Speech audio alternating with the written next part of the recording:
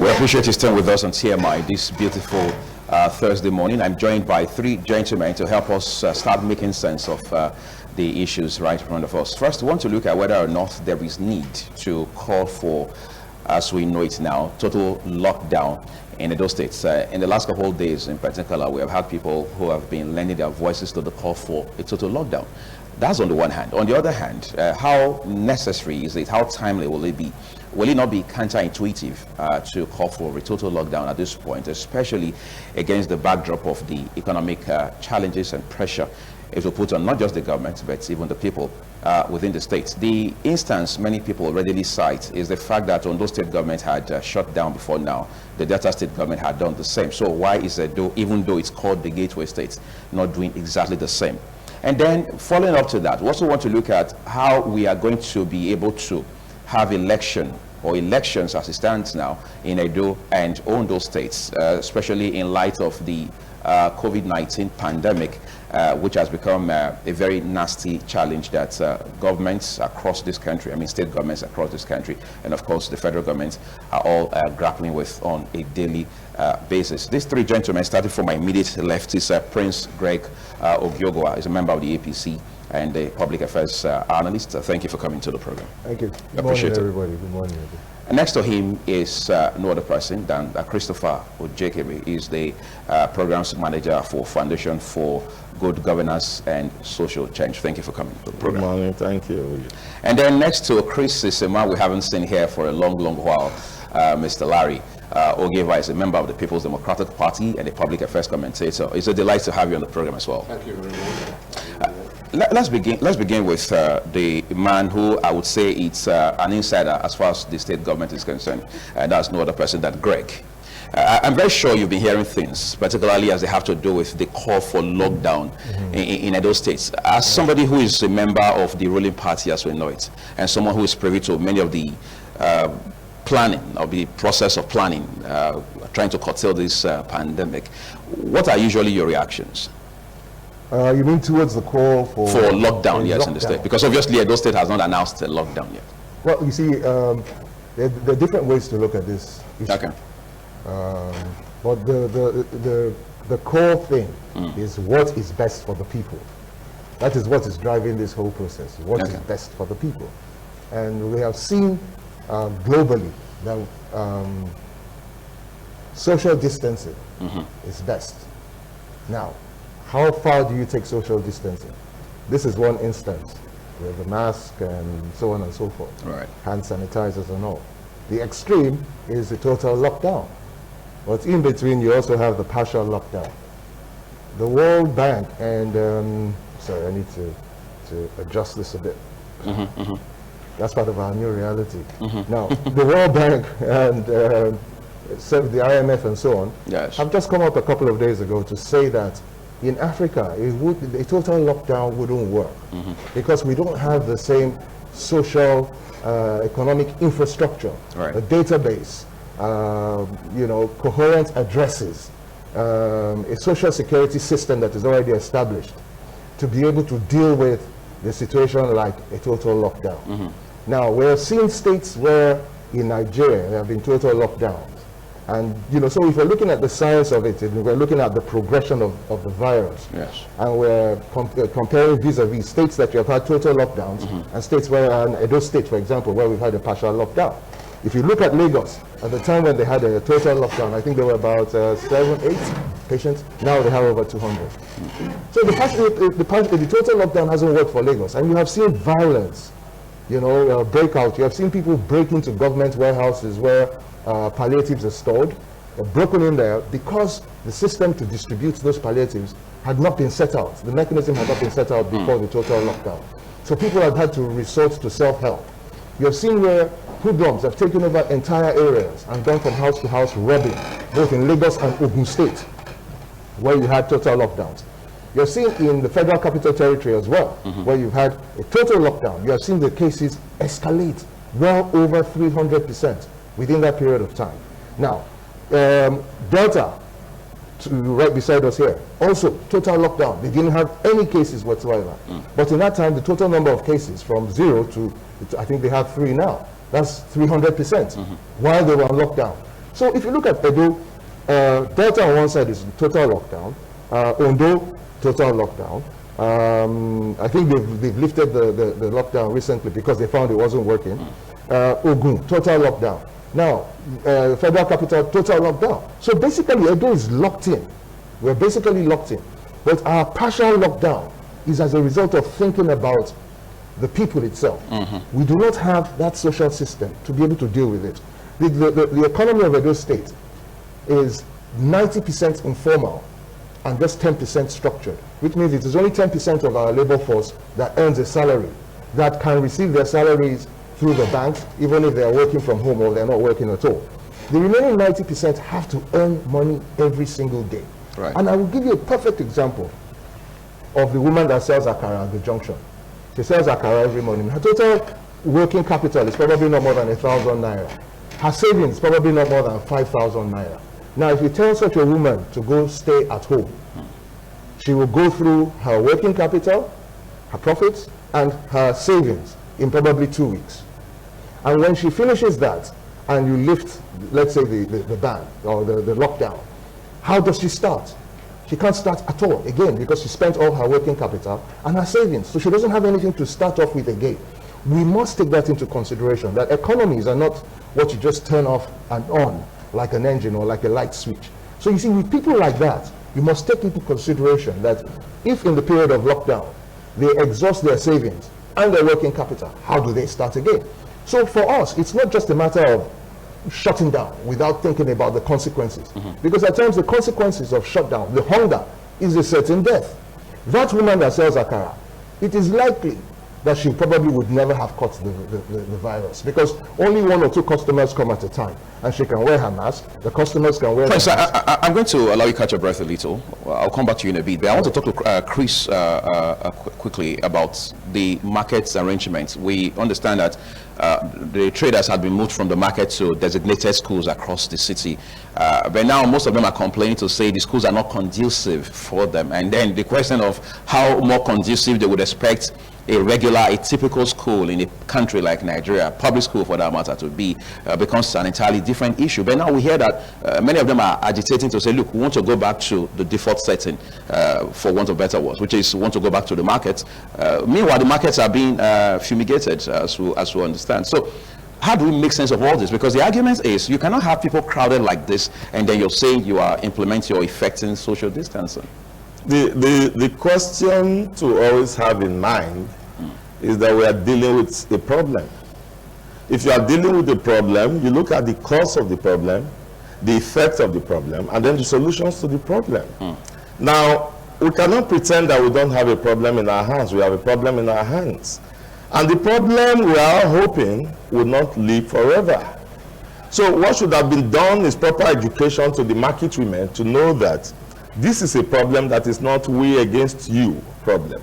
It's a problem that we are all involved in. Has government been communicating that effectively enough? Well, I hope government should communicate that enough, because that communication is essential for the women to be able to understand and then cooperate with government so that government can find a lasting solution.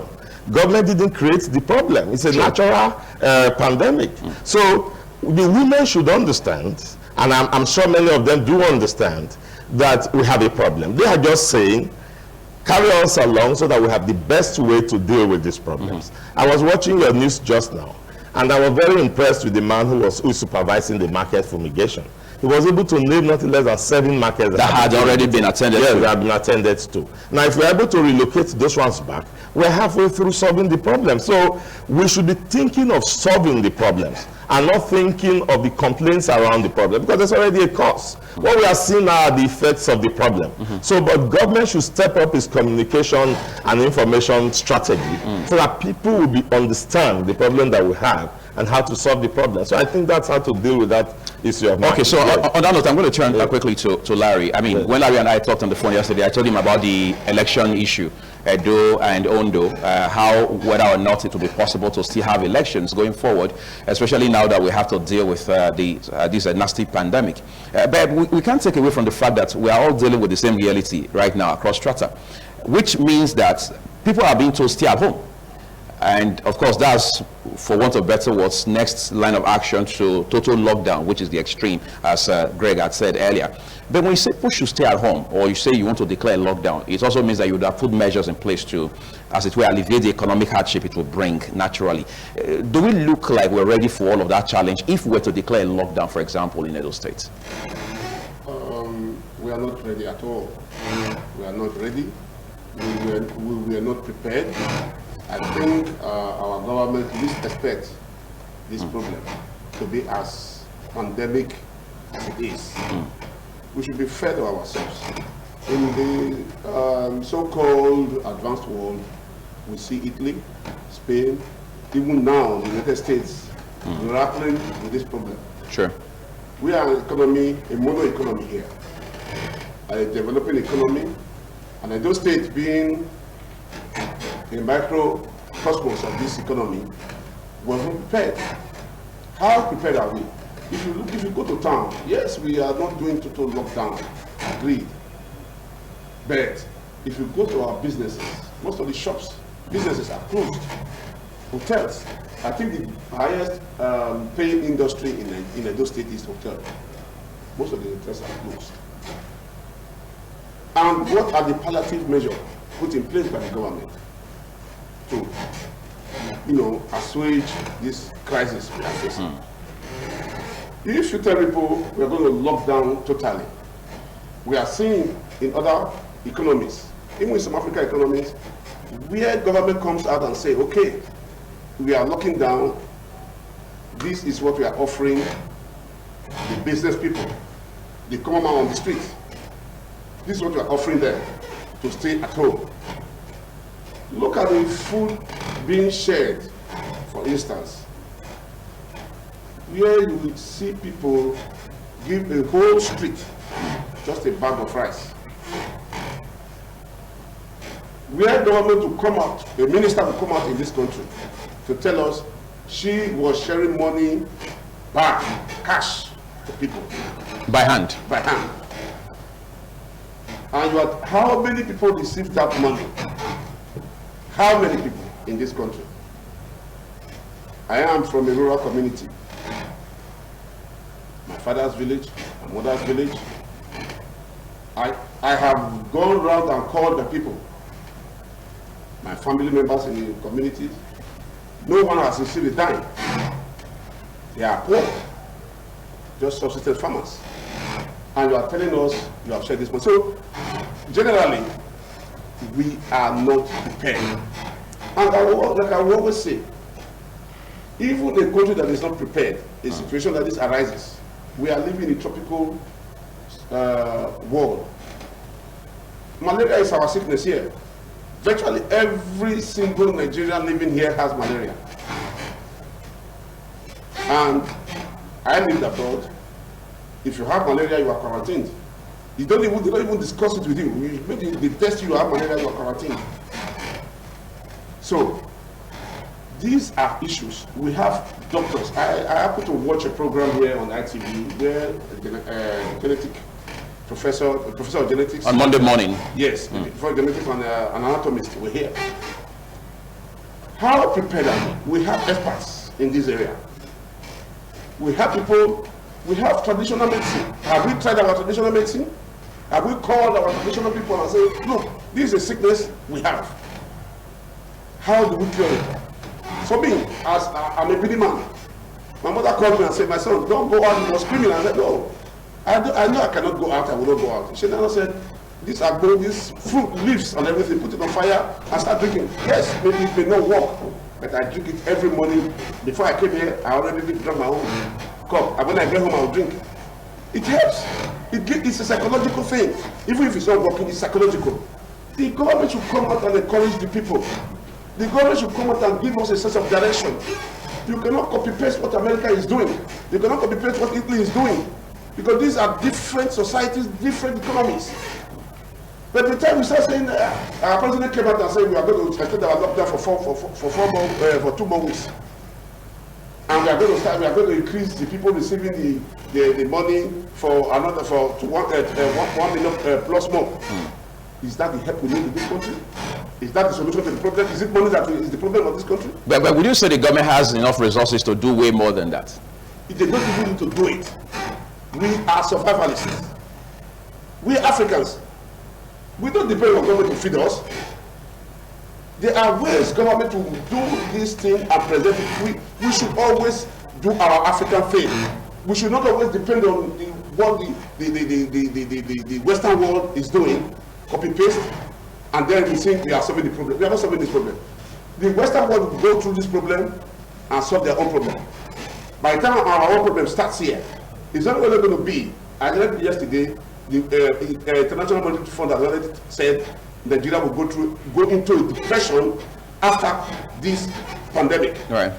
Now, how prepared are we against this depression that is coming? Because when the depression comes, is the common man of the street will be the one bearing the brunt. How is the government, prepared to alleviate the sufferings that is going to come after this pandemic? Thank you, Larry. Let me come back to Prince Greg Ogegwa again.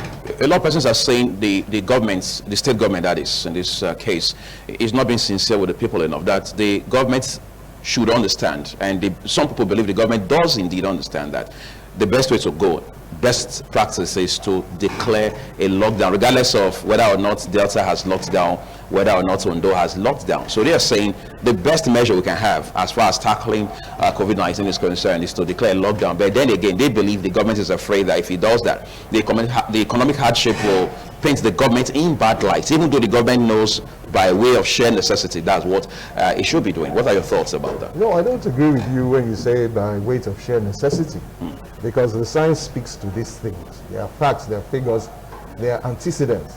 Look at the states that have had total shutdown. Edo State in the last couple of days has not shown an increase in the number of cases. But people also say it's because we're not testing enough. No, so but we can't put a finger on that. Are you going to compare us to a state like Delta that has been on total shutdown ab initio, that at the time they went on total shutdown, they didn't even have one case?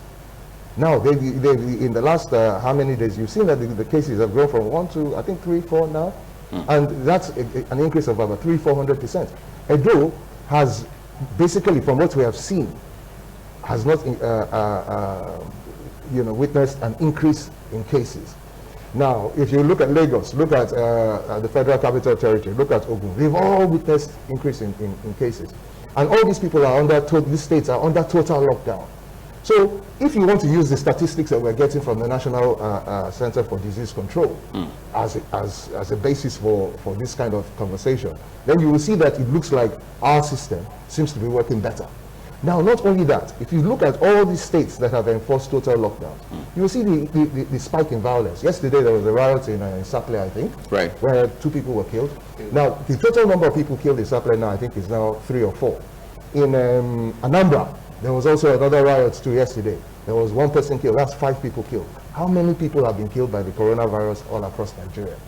You will find out that the effects, the socio-economic displacement might even be worse. Because at times, like Donald Trump said, that the cure should not be worse than the illness. So, and I just pointed out, and my brother Ogeva here just actually pointed out the same picture, that the economy that we have, is not such that you can just turn on and off. Especially if you say there will be a recession coming up ahead. There will be a recession. In that instance, the last thing you want to do is to turn off your engine, your economic engine. Even if you leave it idly, all we can do, because the most important thing to government and to all of us that it should be, is the well-being of our people. What exactly is it that we want for our people? So in a nutshell, you're saying that it will be counterproductive to call for a lockdown? Yeah, it will be totally counterproductive. And in this matter, the people have to take control of this situation. Government can only guide, lead, address, provide palliatives, and protect. But the people must take control of this process themselves and know that they are protecting themselves. If you look at countries that lost control, like Ecuador, the sights that you see on the streets of Ecuador are heartbreaking. Sure. And we don't want that to happen to us here, because, like you said, we're a tropical country. And a lot of people think that, this virus is only for temperate countries, and once it comes to Africa, it will die a natural death because of the heat. That hasn't proven to be true. We've seen in Brazil, which is a tropical country. We've seen in Ecuador now, as we're just speaking.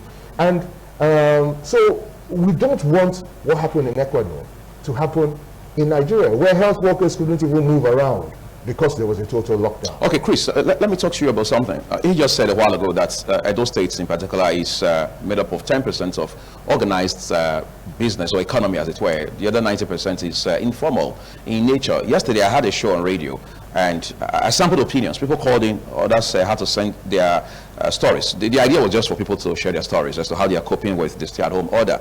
You have the bulk of these guys who are in the business of non-essentials, all right? So they have no reason to open shops right now, obviously.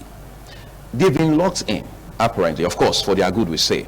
But it will appear we are opening a Pandora's box now, because many of them who reached out said, look, for example, a lady said, I'm a widow, I have 5 children, I have to look out for them. Now they are not even in school, so they have to eat 3 times every other day. I can't make a kobo 7 days a week. So what should the government be telling people like this? The first thing the government should be doing, I think, is what it is doing. Okay. It has allowed a partial window for people to express themselves by way of involving in little subsistence businesses. Now, and that's why I'm fully against shutdown. If people don't have that window, then those feelings that you could get when you did your program would all be bottled in, and then they will bubble over, and you cannot control it. Now, government should also be helping them to understand that because we have a problem, is why those who are involved in non-essential businesses are locked up. But those in the essential businesses are doing business. And because they are doing business, they are able to take care of their families. So what do we have here? We have a situation where we now begin to say, share with your fellows. That is why people say the coronavirus disease has created room for different kinds of opportunity. We have never seen the world as united as it is now, in people trying to help each other. In your studios here, I told you of an 80-year-old woman in Spain that was her birthday, and then neighbors did a birthday cake and left it by her door, and then sang happy birthday to her from across the window. So our people should begin to understand that we need to share for those who have, and then the palliative measure, that's why it's coming in.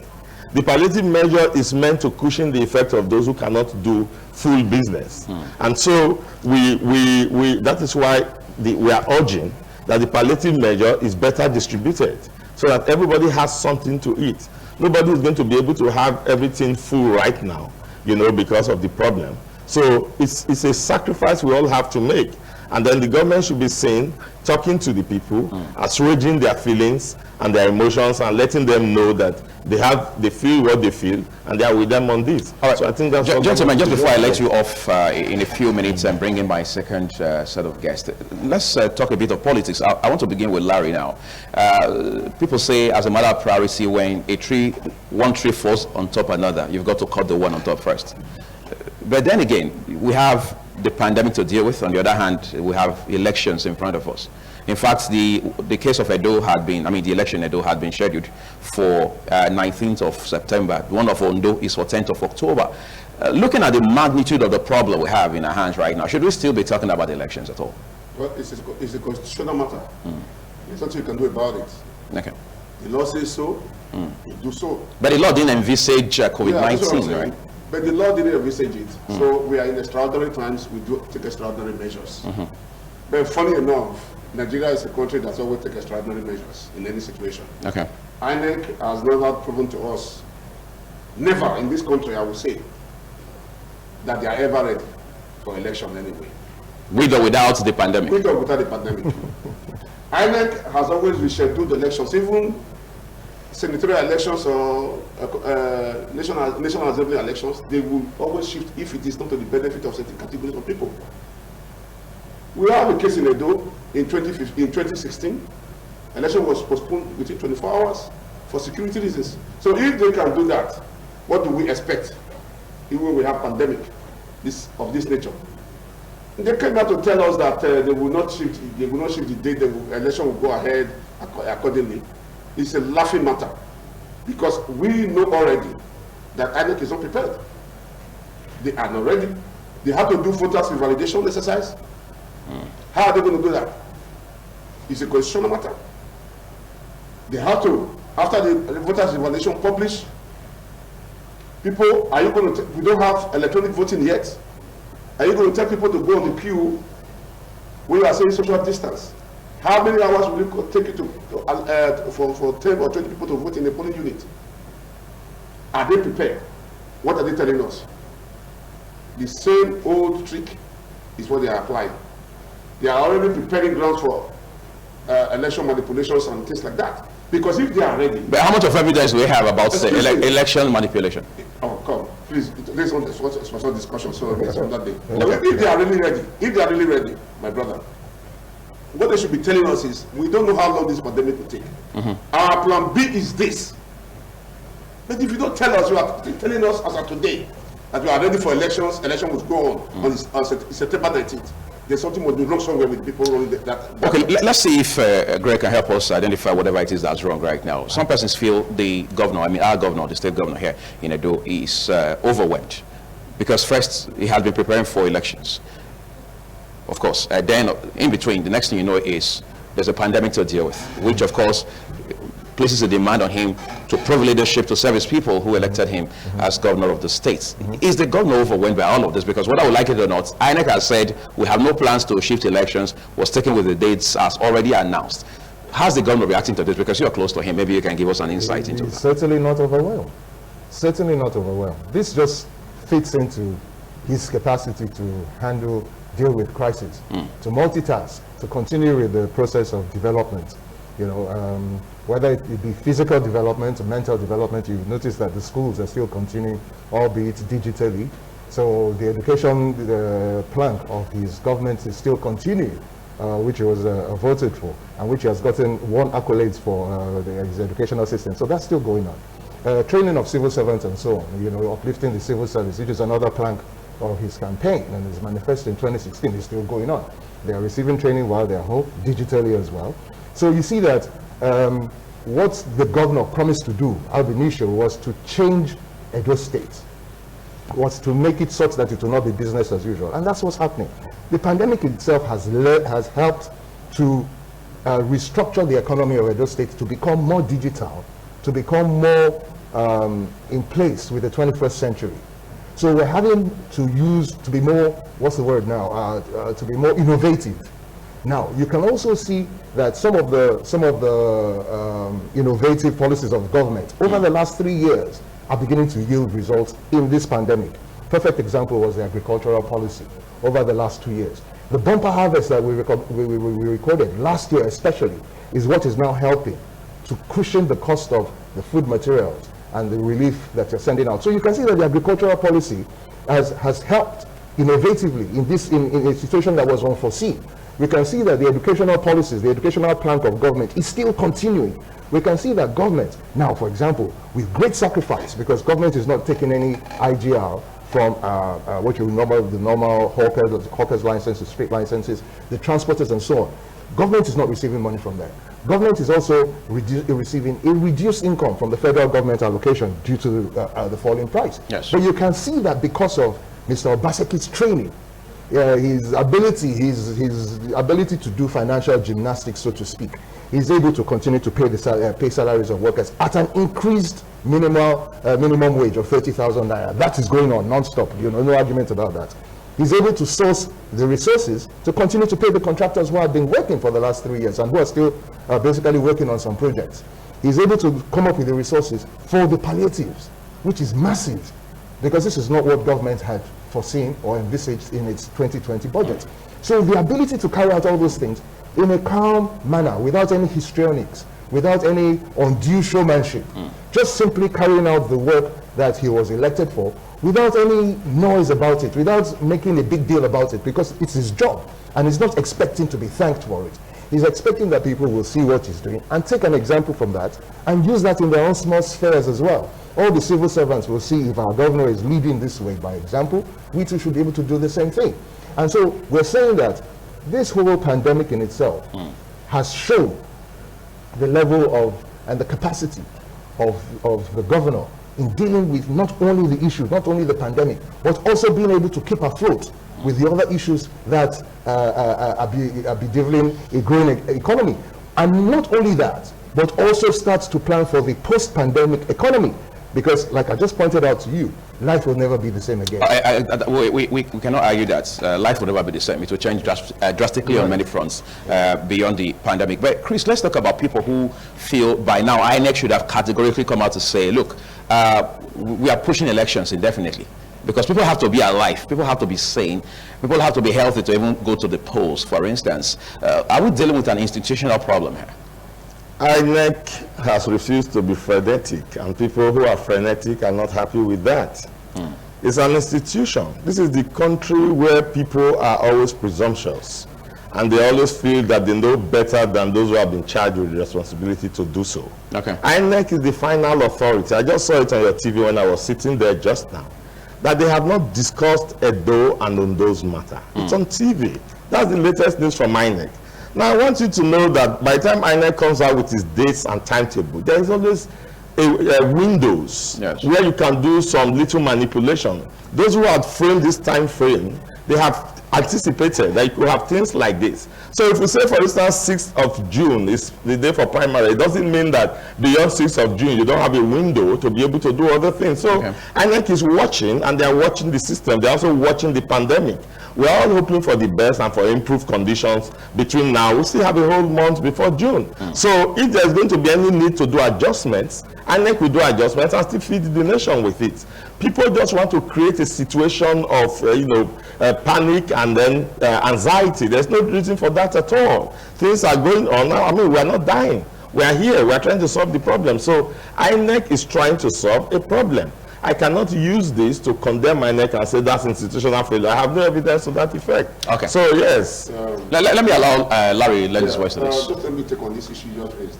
You see, in every society, you always have a plan. You are given an appointment or a position to prepare because of your capability. Right.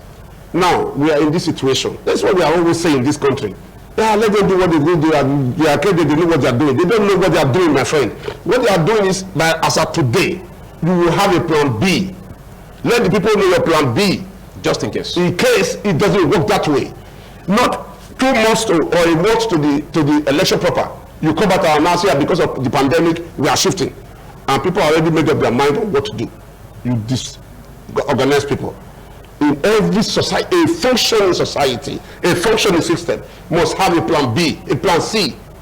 As of today, INEC is telling us we are going to do election on September 19th.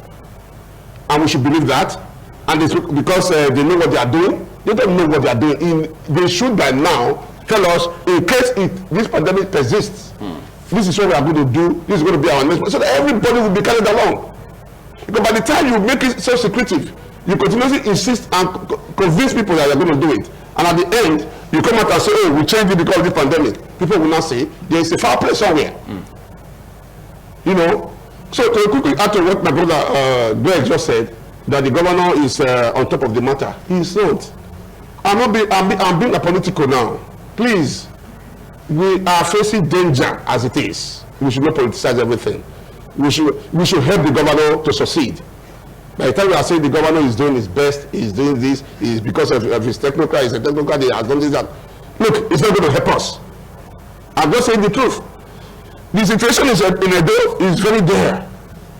Somebody mentioned just now, how many tests have we really done in Edo to know how many people has this coronavirus? We are saying the cases in Edo is very minimal. It's not true.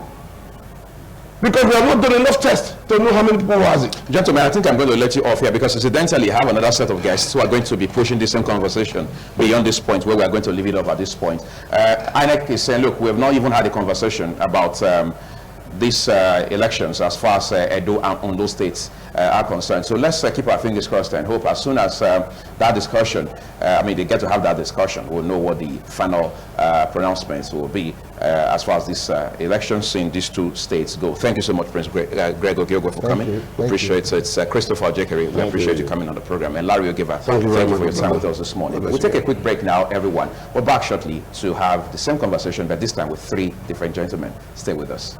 TMI, every opinion counts. At this point, I'm joined by Reverend Olu Martins, political analyst. Thank you for joining us this morning. Present, sir. Good morning, sir. Reminds you of elementary school, doesn't it? And next to him is a lawyer, Barrister Daniel Obege. We also appreciate your presence on the program. Thank you very much. And then the gentleman to my far left is Comrade Austin Osakwe. He's the Executive Director of Foundation for Good Governance and Social Change. We also appreciate you coming on the program. Thank you very much. Good morning, viewers. Even though you threatened to arrest me this morning because I didn't have a nose mask on, I'm going to begin with you. You are a member of one of the committees set up by the state government, I understand. Now people have been talking about the need to lock down. In fact, they say across the world that is the most effective measure against a pandemic, including COVID-19. What's your sentiment? I think that we need to understand what we are dealing with. For me, that's the crux of the matter. Okay. And it is no longer, it's been bandied around, but what is coming out across the globe shows now that the lockdown may not be as effective as was touted. Incidentally, I can tell you that there are several reports, including the latest from the World Bank, that has upheld the Tanzanian model of a partial lockdown as the best for Africa. Most of the time, things that work outside our terrain, we just adopt them hook, line, and sinker without looking at the peculiarities of our situation. There is a socio-economic implication of a lockdown. We also know now that across the globe, no government, no country was prepared for this kind of pandemic, a pandemic of this scale. Right. As of yesterday, the United States had lost over 30,000 of their citizens to this pandemic. Spain, Italy, Germany, name it, they have lost in excess of 15,000 people. Here in Nigeria, the poverty rate is so high. Basically, partly because of the fact that over 70% of our population are employed in the informal sector. So they are not sure of salaries at the end of the month. They are not sure of any windfall. What they do is that they leave in the morning to go work, and what they will eat that day is a result of how much they have put into their work at the end of the day. So when you talk of a complete lockdown, the first poser is whether you are prepared to give the people, all of those people, the alternative to what they have always had as a daily grind. Okay, we're coming back to you. And the answer is clearly no. Okay. We are not prepared for a lockdown. And then as we get along, we look at the states around us that have locked down. How effective has the lockdown been? So what I think is that we focus on what is doable. It is the fact that while we are giving our people a livelihood, we are providing them the steps for them to take to ensure that, one, they survive hunger and they are able to ward off the spread of this virus by following the 3 recommendations, which is stay at home, but if you must go out, go with your face masks. 2, when you are out there, whether it's meetings or moving around or whatever, go to the bank, go to the market, and so on, as much as possible, let's observe social distancing. And then finally, let's jack up our hygiene regime. Government has said everywhere. When I came in here just now, I had to wash my hands thoroughly with soap and then apply the sanitizer. That is the standard, the minimum standard everywhere. So once we follow these 3, then we're able to curtail the spread. Because the thing, like has been said, doesn't move around. It is human beings who move it around. So let me talk to a politician now. Daniel, you are a member of the PDP, I understand. Not anymore. Not anymore. Okay, but the PDP chairman in those states, Dr. Anthony Azegbemi, had talked about how that. I mean, in fact, he issued a statement where he said, "Look, the best way to go is to declare a lockdown." You have people around town who share that sentiment, but we understand that a lot of persons are also concerned about how much of pressure this will bring. In fact, they are saying it will be a situation where you're trying to solve one problem, and then you're able to create many more other problems for now and for the foreseeable future. Are we doing well with the measures in place, which of course Austin Osakwe just talked about a while ago? We are not doing well, but it doesn't mean that I support a total lockdown of the state. If you look at Lagos State, there has been a lockdown for about 1 month now. You saw from last week how the menace of armed robbery started in parts of Lagos. You had thousands of armed robbers, you know, coming together, breaking into stores, even in the daytime, robbing people at home, robbing their stores, and all of that. And we saw even what happened at Ibadan yesterday at Dugbe Market, where there was incidents of fire outbreak in that market, and it's possible that this was done by hoodlums so that they could, you know, cut away goods and foodstuff of people. So the issue of lockdown, I think it might be total lockdown is be survived. My whole problem is that I've been sure the government started at the federal level missed it. What they ought to have done when they started talking about the COVID-19 around January, December, around January, was to lock our spaces, our borders, our land and sea borders and air borders against those coming into Nigeria. And even when people come into Nigeria, especially Nigerian citizens come from abroad, they ought to have been quarantined for at least 14 days to test them first of all and to examine them before they will be released into the society. The disease did not start from here. The disease started from elsewhere. So our government was not proactive enough to take proactive measures. That's at the federal level? At the federal level, first of all. They come into the state, I also believe that the government will not handle things very quickly, was not proactive in handling matters when they just started. In fact, I think at some point, there was confusion. They didn't know what to do, actually. And there was nobody in charge. You know, people were not educated enough, they were not enlightened enough about the COVID-19 and it is they ought to do. Like what Comrade Ondo Osakwe just mentioned, the various procedures or the various measures that they ought to personally put in place. Right. The matter of lockdown the matter of isolating can be put to the individual. For instance, I've practically been self-isolating for about 2 weeks now, or even more, unless it is very, very important. Like when I come out, my office has been locked for over 3 weeks now. So it could be left to individual people to decide on that. Okay. When you totally lock down the state, we are already in a very bad situation already. People are already hungry, there's no money, and the government does not have the capacity to be able to fend for the needs of our people. So I'm against a total lockdown, but what I'm for is for there to even be openness in the like transparency in what government is doing. Maybe later we'll come to the community where we have to advise government on the things that they ought to have done and the things they should be doing now. Okay, let's we're going to have 2 numbers on the screen for you in a minute. One is for you to be able to call in, lend your voice to this conversation. The other one is for you to just send your SMS, just in case you feel it's more convenient for you to text. We're going to leave those 2 numbers for you, then that will give you a chance to weigh in on this discussion we're having. Now I turn to Reverend Lou Martins. People say, look, if you guys, if the state's government, for example, had been doing adequate testing, for instance, the figures probably would have compelled us to call for a total lockdown. How would you react to that?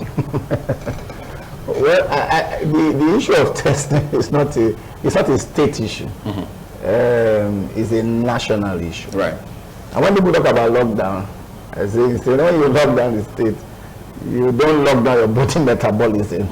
It's my Igbo friend that says that the stomach does not know whether you have sold market today or not. Of course. At a particular point in time, he would open up and say that he wants to eat. So you won't lock down the stomach. You won't lock down your body metabolism. So all over the nation, we, especially in Nigeria, if you look at the president's speech a few days ago, he also said that there were plans in place to shore up testing. Right. So all over the nation, it wasn't a state thing. We were slow on testing. But for the fact that there are people who are asymptomatic, even though we say that we are slow on testing, people are not also showing signs, because it's between 2 days and 14 days. So even if we have not tested in the past 3 weeks, we have not also, so to speak, seen people who had come down with the symptoms of this, coronavirus thing. All right, but let's look at the issue of, lockdown. I was reading a while ago what South Korea, Singapore, Tanzania, Denmark, Norway, all right, And Sweden. yeah, who didn't even shut down at all. This is what happened. It's like what happened in the Kafa bomb blast in Ikeja some 9 or so years ago. There was a bomb blast, and people began to run. What killed people was not the bomb blast. What killed people was the Kafa River, because everybody was running to where the crowd was running to. Just a few people who thought and said, "Come, where exactly are we actually running to?" And that is what happens usually in this part of the world. You are in a traffic jam or you're driving, and then you see people all of a sudden running, and then you quickly just follow them to run. Only a few people who sit down to think, where exactly are we running to? And that's why they have said leadership. There's really the 80-20% rule. The majority of people will just follow the bandwagon, not operating like the lawyers will say, mutatis mutandis. How does it work for us in Africa, especially sub-Saharan Africa? If you look at what World Bank has said, about 89.2% of our GDP is from the non-organized sector. Those who live on the daily. If you take agriculture away, it comes to about 73 point something. So majority of what makes this country go round are those who, they say they don't work today, they won't eat tomorrow. They are those that if they don't work today, they will not eat today. That same day. They will not eat that same day. So if you say, lockdown because America is doing it, America can do that because they have a sustainable middle class. In fact, America deliberately designed a middle class so that they can sustain things like this. People who have savings, who you can actually know this is how their income is. Secondly, if you look at how we build in this part of the world, how many houses have building plans? You will see one house connected to the national grid. You'll be shocked how many houses are connected to that house. They didn't connect directly to the national grid. They connected to that house. So you will find out that in a community, it may even be more dangerous to lock people down than to allow them move and enforce regulation. I think the enforcement of the three basic pillars is what most other countries, have adopted. I agree totally when Obege said that government should have shut down its borders immediately because it was important. We should have done that earlier. Yes. In those states, I cannot agree that there wasn't leadership. I agree that the leadership needed to be more visible, but that there was no leadership. Because I had the opportunity to be in one of the several briefings of the deputy governor, where certain directives were given. That the leadership now needed to use more platforms to reach people. Yes, it's an argument that we can put on the table, but there was no leadership. It's not something that I quite agree. And all over the world, people, there's no country who is, you will say, is doing well. Everybody needs to do more. Okay, because the thing seems to be moving faster. In fact, proactivity. That's what we're heading to now. They need to do more. We're going to start taking your calls right now. Your text messages are already coming through. Hello, good morning.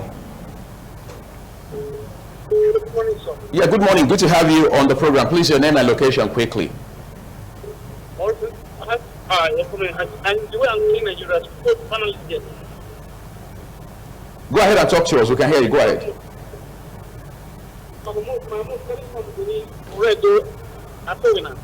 Good. Just go ahead and make your point. So the panelists there, I like their analysis so much. Where the country, the social country, they are just analyzing. So the analysis, panelists there, I've overheard their analysis. Okay, thank you so much. All right, we're going to take a few more calls, but let me also turn to, let's take a few more calls now. Please turn down the volume on your television. Hello, good morning. Good morning. Yes, welcome to the program. Your name and location quickly. I'm Chief Okowa from Lagos. Okay. Okay, what I just want to say is that there is nothing like epidemic in Edo State. Because I have not seen any poor man that says he has contacted this epidemic. It's only all those big man. Okay, I'm sure Austin Osaka was already smiling at. He's saying that he doesn't believe that there's a pandemic of any sort in Edo State because, according to him, every other person who we are told tested positive is a big man. So is he really a big man? That's the issue. Nobody's a big man. You see, this brings us to this whole idea of people wanting to know how much government has done. Look, it's about all of us. It takes all of us to make a village. Right. Government's role is to provide direction and then attempt to mobilize the people through enlightenment to embrace first the reality of the pandemic and then also to play their role. Look, nobody is coming to tie people in their houses. Right. What can be done is first to show the reality that there's a pandemic, the implication of contacting it and spreading it, and then of course appeal to people as much as possible to stay in. Look, the strong arm tactic has not worked anywhere. Now we just heard of what happened in Lagos yesterday. The riots, the protests in Sapele, allegedly somebody was killed, and then in Abuja it's even worse. People are breaking out of their houses. Those are even places where you will have felt that people would be able to spend days to take care of themselves. Right. So across the country, there is huge poverty. To address this issue, let me appeal to him and many others out there who still believe that it's a big man's disease. It is not. We are lucky so far that we have not had deaths all over the place the way it has been in other societies. We should only thank God for that instead of thinking that it cannot affect us. The truth of the matter is that as testing increases, and by the way, just to mention that testing facilities are ready in Edo State, and the directions as to how the testing will be done and where people need to go are going to be circulated from today. Okay. So by tomorrow, full-blown testing will commence. So once this testing commences, we'll get to know that there are poor people who have it. The fear is that there may already have begun community spread of this virus. And when that happens, the gentleman who spoke just now will retract his words. So the reality is that this pandemic, Nigeria is not saved from it. It is not for the rich or for the poor. For the high or the mighty, it's for everybody. Let me reiterate that what government has done through several committees, I can speak because I belong to the state response committee. Okay, is that the central committee? That's the central committee. Okay. So from there you have several subcommittees. You have one on security, you have one on enforcement, you even have the one that is already talking of a post-COVID economy. In which case, we pray that this matter ends one day. But the reality is that governments are going to get weaker economically. Yes. Because I'll give you a clear example. Our budget as a nation was made on the basis of $53 per barrel oil. Now we have never sold oil now beyond $27. In some cases it fell to as low as $22. So what that means is that in a few months from now, very many states will not be able to pay salaries. But in Edo State, part of what government has been looking at is how to sustain the capacity of government to continue to deliver on effective public service. Somebody is talking about SMS. It says, this is Francis from Benin. A lockdown is not the answer because even places that observed total lockdown are still experiencing more cases than Edo. Thanks for the program.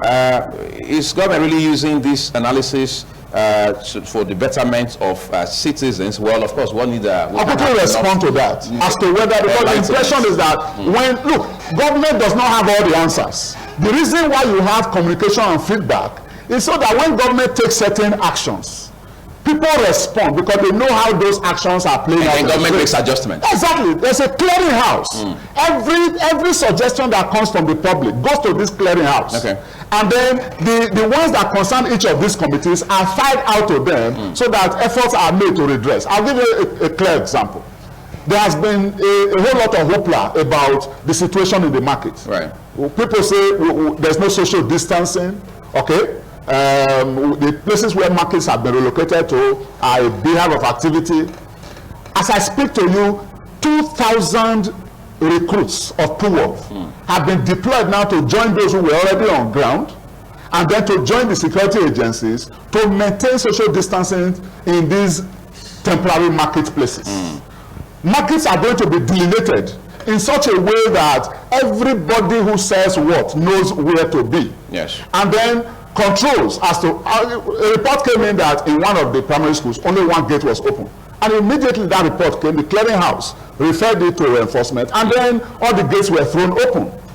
There has been complaint about the sanitary situation in some of these public schools. Yes. As I speak to you, arrangements are already in top gear to provide mobile toilets in some of these facilities. These are levels of response by government to the observations that the people are making. Look, when it breaks beyond our expectation, you won't be able to distinguish between government and the people. That's the truth. So we need to now move as collectively as a people. I'll give you one area in which there has been so much cooperation. Organized private sector is being mobilized. Yes. Individuals are donating materials. So for those who say it's not real, individuals are putting money in their pockets and deploying their resources to assist government to provide palliatives, to provide sanitizers, to provide masks, and all of that. We're going to wrap it up now, but let me come to Lumatin quickly. Then, of course, I'll wrap it up with Barrister Daniel Ogbege. A gentleman here says, good morning. Please can advise the state governments. The government must do its best to enforce the wearing of masks. People have been advised to improvise. In other words, make their own mask. There should be no excuse if we must avoid total lockdown. What's your reaction to that? Absolutely. How has enforcement been?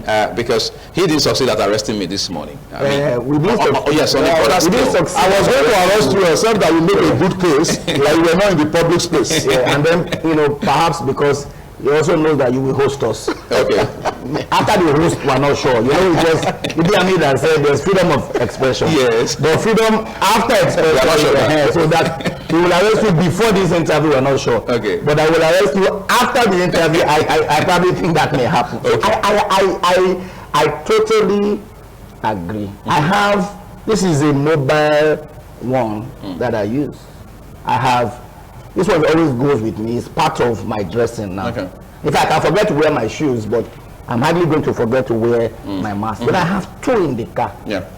Just in case. All right. So people need, to be well protected. Okay. And all of this myth about the fact that it is real, it is not real. It's like the argument that there's no hell. And when people say there's no hell, I say, okay, when you get there, you will tell me whether there's hell or not. So I'm not going to have that argument. But it is real. But let me quickly, add to that. It's amazing what hunger is a driving force. All right. 2 lepers sat at the city gate and told themselves, if we stay here, we will die. If we go into the city, we will die. But we may die having food in our stomach.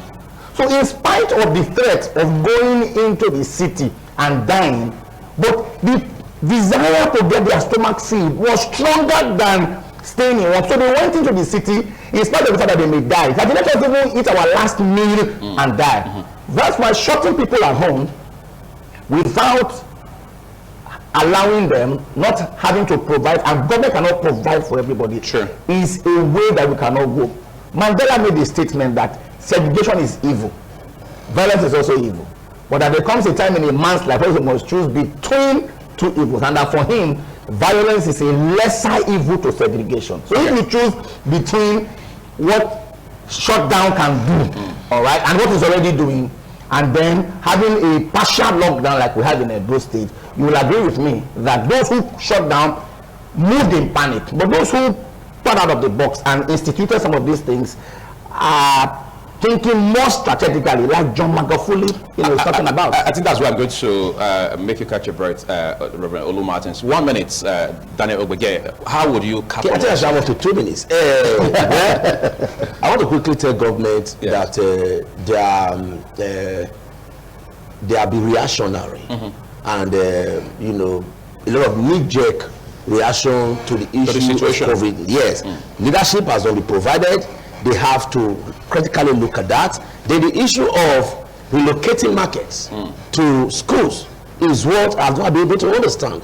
Because when they were in their market, it was easy to enforce the social distancing. But now that they're in schools, they are jam-packed in that place. Crowded. They open by 10 o'clock and close by 3 o'clock, and people are rushing at the same time to shop, to the markets, to shop, and we're going to have more and more people. So I'm afraid that that decision to relocate the markets to the schools will even be what we spread this COVID, this virus. Incidentally, I'm also afraid that we are really running out of time. It's quite scary. And we are also another face mask, enforcing face mask. There's no way in the world that has been done, and I don't know where they actually got that from. Oh no, somebody just actually suggested it. But you see, as it stands right now, I think everybody's throwing in what they have just to ensure that we need this in the board. But this is a conversation that is obviously not going to end just now. Policies will not guide it. Exactly, just like is also raising right now. But the good thing is, Ondo had already said that government would always make adjustment on the basis of